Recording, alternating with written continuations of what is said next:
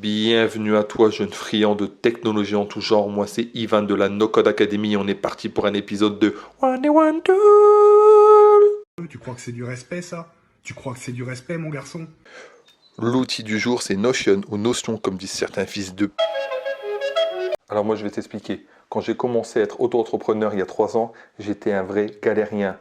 Je perdais mes rendez-vous, je perdais mes tâches, je perdais mes factures clients et mes suivis clients. Donc tu vois, tout ce que tu vois à l'écran, c'est tout ce que j'ai téléchargé sur mon ordinateur, sur mon téléphone portable. Et franchement, ça ne m'a pas amélioré la vie, ça m'a même perdu plus qu'autre chose. Mais après tout ça, j'ai découvert Notion et ça m'a franchement changé la vie. Alors là, tu es en train de te demander si je te vends pas du rêve à la Pierre Bellemare. Pas du tout. Sache que Notion, tout est centralisé dans Notion. C'est fini les applications qui traînaient sur ton téléphone, sur ton MacBook, sur ton iPad, etc. C'est fini. Tu centralises tout. Si tu veux mettre une to-do list, un tracker d'habitude, rentrer ton CRM de suivi client, faire tes prises de notes, tes séances de sport, comme moi je rentre mes séances de go muscu aussi sur Notion, c'est possible. Sache que dans Notion, tout est une page. Ce que tu vois actuellement à l'écran, c'est une page, rien de plus, rien de moins. Et sur cette page, grâce au petit plus que tu vois ici, tu peux rajouter soit un bloc avec du texte, des sections, des citations pour rendre le tout un peu plus joli, ou tu peux rajouter directement une autre page. Et dans cette page, tu peux rajouter des templates, ces fameux templates qui te permettent de créer un tracker d'habitude, une to-do list, etc.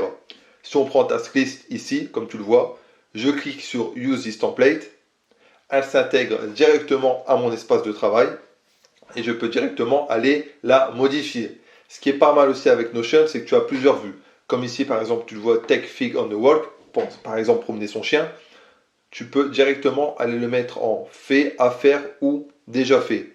Mais ce que tu peux surtout faire, c'est créer des filtres ici. Ajouter un filtre. Tu peux par exemple dire, écoute, tu me mets ici seulement les tâches qui sont déjà faites ou seulement les tâches que j'ai à faire, etc., etc. Et ces filtres, après, tu peux les trier selon des listes ou des tableaux Kanban. Ça peut te rappeler peut-être une application qui s'appelle Trello. Tout est possible à faire.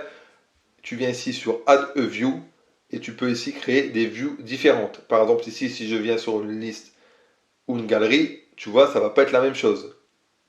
Si je reviens sur une liste, hop, c'est plus la même chose. Donc tu peux faire ici différentes vues disponibles.